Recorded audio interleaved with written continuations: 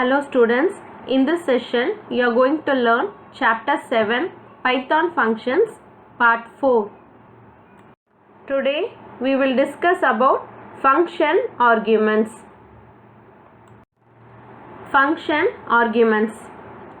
Already we had discussed about function in the previous classes. So what is function? Function is nothing but a named block of code to do specific task. Next, what are arguments? That is, information can be passed into functions as arguments, and arguments are specified after the function name and inside the parenthesis, and you can add as many arguments as you want, but you should separate it with a comma. So you can call a function by using the following 4 types of formal arguments. First, required arguments. Next, keyword arguments. Next, default arguments. And last, variable length arguments. Let us see each argument one by one. First, required arguments.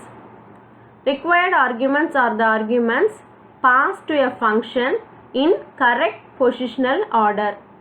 Here the number of arguments in the function call should match exactly with the function definition. Here in the given example, in last line I am calling the function hello. So the first line hello function definition will be executed now. And for str I am passing the value welcome. And in next line we are printing Bharat School. So that will be displayed in the output. And in the following line we are printing the argument str. So what is the value stored in str? Welcome. So that will be displayed in the output. So in simple, required arguments means the number of arguments in the function call should match exactly with the function definition. Here we are using only one argument. Next, keyword arguments. Keyword arguments are related to the function calls. When you use keyword arguments in a function call, the caller identifies the arguments by the parameter name. And here you can also put arguments in improper order.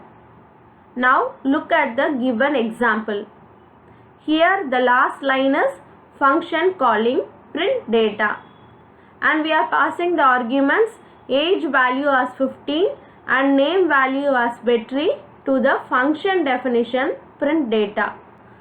So both the values will be assigned to name as Vetri and age as 15. Here it is in improper order, but anyway it will match exactly with the correct argument using the argument name. So this is called keyword argument. Next, default arguments.